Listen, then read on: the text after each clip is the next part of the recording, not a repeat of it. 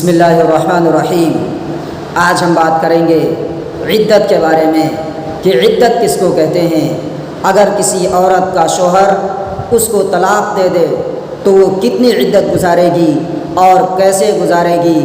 اور اگر کسی عورت کے شوہر کا انتقال ہو جائے، اس کی وفات ہو جائے، وہ مر جائے تو وہ کتنی عدت گزارے گی اور کیسے گزارے گی، اور اگر عورت ہی اپنے شوہر سے طلاق کا مطالبہ کر لے، یعنی خلع کی جو شکل ہے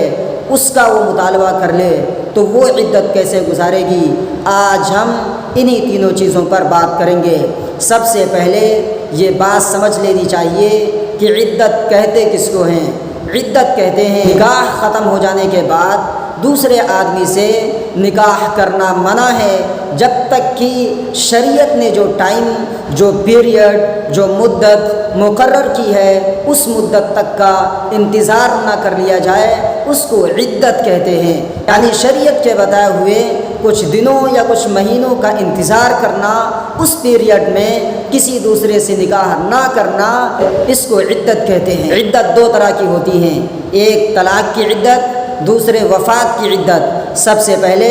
ہم وفات کی عدت کے بارے میں بات کریں گے۔ وفات کی عدت کے بارے میں اللہ تعالیٰ قرآن میں فرماتے ہیں والذین یتوفون منکم ویذرون ازواجا یتربصن بانفسہن اربعۃ اشہر وعشرا۔ اللہ تعالیٰ اس آیت میں فرماتے ہیں کہ اگر کسی عورت کے شوہر کا انتقال ہو جائے تو وہ اپنے آپ کو 4 مہینے 10 دن روکے رکھے گی۔ ان 4 مہینے 10 دن میں کسی دوسرے کو نکاح کا پیغام نہیں بھیج سکتی، نکاح نہیں کر سکتی، نکاح اس کے لیے حرام ہے۔ اور یہ 4 مہینے 10 دن اس صورت میں ہیں اگر کسی عورت کے شوہر کا انتقال اسلام کی پہلی تاریخ کو ہو، اسلام کی پہلی تاریخ کو ہو۔ مثال کے طور پر آج اسلام کے مہینے کی پہلی تاریخ ہے، آج انتقال ہو گیا ہے تو اب ہم 4 مہینے اسلام کے مہینوں کے اعتبار سے جوڑیں گے، دن کے اعتبار سے ہرگز نہیں جوڑیں گے۔ مہینہ چاہے 29 کا ہو یا 30 کا ہو،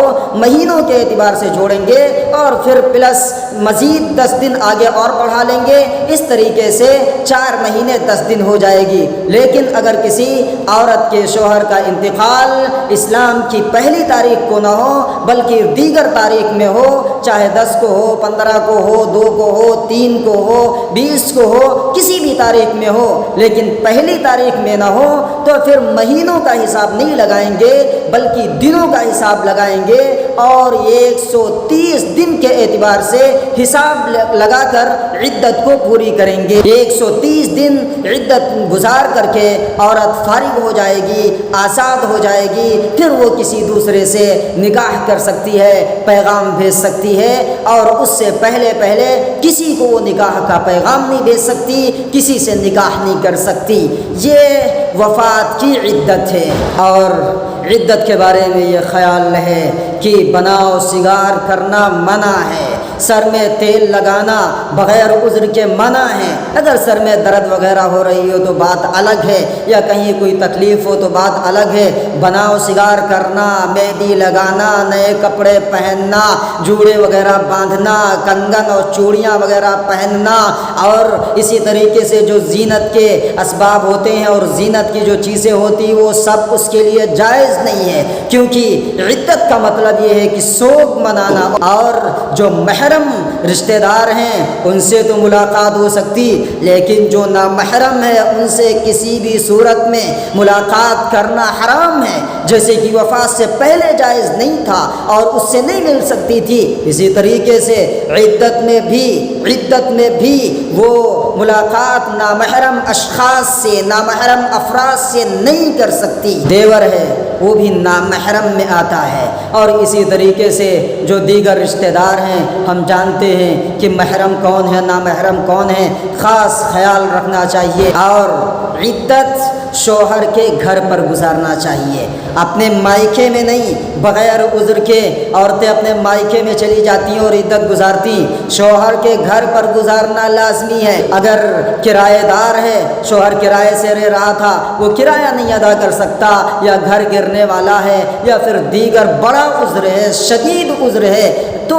وہ کہیں اپنے رشتہ دار کے گھر یا اپنے مائکے میں عدت گزار سکتی ہے بغیر شدید مجبوری کے۔ اپنے شوہر کے گھر کو چھوڑ کر دیگر کسی کے گھر میں عدت گزارنا بڑا گناہ ہے۔ عورتیں شادی میں چلی جاتی ہیں اور کہیں پارٹی ہوئی تو چلی جاتی ہیں، وہاں بھی ان کو جانا کسی بھی صورت سے جائز نہیں ہے، منع ہے، الا یہ کہ عورت کی کسی کی طبیعت خراب ہو، بیمار ہو تو وہ ڈاکٹر کے یہاں جا سکتی ہے، اگر بینک بیلنس نہیں ہے بینک سے پیسہ نکالنے جا سکتی ہے۔ شدید مجبوری کے علاوہ کسی بھی صورت صحیح نہیں ہے کہ عورت اپنے شوہر کے گھر سے عدت کے دوران نکلے اور کہیں دوسری جگہ چلی جائے، عدت شوہر کے گھر میں گزارے۔ اور دوسری عدت طلاق کی عدت کہلاتی ہے۔ اگر شوہر اپنی بیوی کو طلاق دے دے تو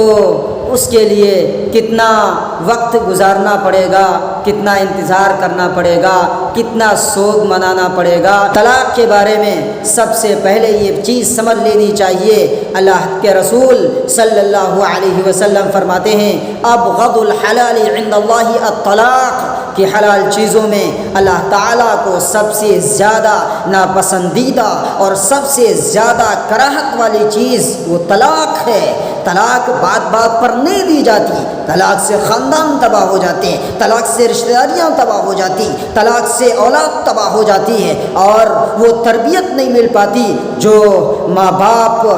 ایک ساتھ رہ کر کے اپنے بچوں کو دیتے ہیں، وہ تربیت طلاق کے بعد ہرگز نہیں مل پاتی، نہ ماں دے پاتی نہ باپ دے پاتا ہے۔ اس لیے یہ یاد رکھا جائے کہ اللہ تعالیٰ کو سب سے زیادہ ناپسند چیز اور سب سے زیادہ کراہت والی چیز وہ طلاق ہے۔ اگر میاں بیوی میں انبنی ہو جائے اور میاں بیوی میں نہ بنے اور پھوٹ پڑنے کا اندیشہ ہو تو یوں ہی طلاق نہیں دی جاتی۔ شریعت نے اس کے کچھ اصول بتلائے ہیں، کچھ ضابطے بتلائے ہیں اور کچھ رول بتلائے ہیں کہ اس اعتبار سے چلا جائے۔ طلاق تو آخری درجے کی چیز ہے کہ بالکل نہ بنے اور سارے مفاہمت کے، سارے صلح کے اور سارے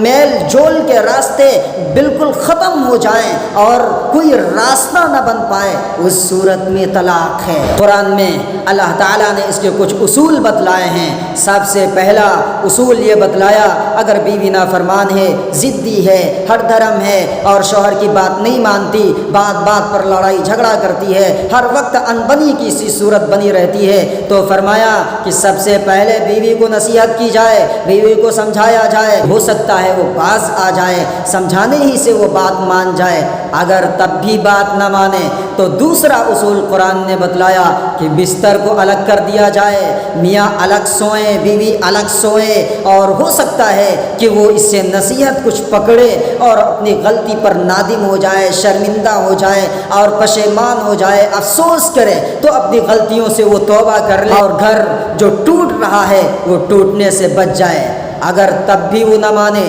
تو تیسرا اصول قرآن نے بیان کیا ہے، ہلکی مار ماری جائے۔ حدیث میں فرمایا غیر مبرح، یعنی اتنی مار نہ ماری جائے کہ اس کے ہاتھ ٹوٹ جائے، پیر ٹوٹ جائے، سر پھوٹ جائے یا اس کو شدید تکلیف لاحق ہو جائے، بلکہ تکلیف دہ مار نہ ماری جائے، ہلکی تنبیہ کے لیے، ادب کے لیے اس کو مار ماری جائے کہ اپنی وہ غلطیوں سے باز آ جائے۔ اگر وہ اتنی ہٹ دھرم ہو، اتنی ضدی ہو، تب بھی وہ بات نہ مانے تو قرآن کہتا ہے یہ آدمی عورت کی طرف سے بلایا جائے، ایک آدمی مرد کی طرف سے بلایا جائے اور دونوں طرف سے آدمی آ کر کے بیٹھیں، وہ ان کو سمجھائیں، وہ ان کو سمجھائیں، یعنی حکم مقرر کر لیا جائے، ثالث مقرر کر لیا جائے اور آپسی مساہمت کے ذریعے سے، مفاہمت کے ذریعے سے یہ مسئلہ حل ہو جائے، گھر ٹوٹنے سے بچ جائے۔ قرآن کہتا ہے وَالصُّلْحُ خَيْرٌ، اور صلح ہی بہتر ہے، صلح ہی بہتر ہے۔ صلح نہ ہونے کی صورت میں گھر تباہ ہو جاتے ہیں، اولادیں بگڑ جاتی ہیں، تربیت نہیں ہو پاتی، نہ ماں کی شفقت مل پاتی ہے، نہ باپ کی شفقت مل پاتی ہے اور بالکل فیملی لائف بالکل اچیرن بن کر رہ جاتی ہے۔ اس لیے صلح ہی بہتر ہے۔ اگر یہ سارے طریقے اپنانے کے باوجود اگر بیوی نہ مانے اور وہ اپنی بات پر اڑی رہے اور وہ ڈٹی رہے تو اسلام نے اجازت دی ہے کہ اسے طلاق دی جائے۔ اس کے بارے میں انشاءاللہ بتلا دیا جائے گا۔ تو طلاق چاہے ایک ہو، چاہے دو ہو، چاہے تین ہو، عدت بہرحال گزارنی پڑے گی، اور یہ عدت شوہر کے گھر میں گزارنی پڑے گی، کیونکہ طلاق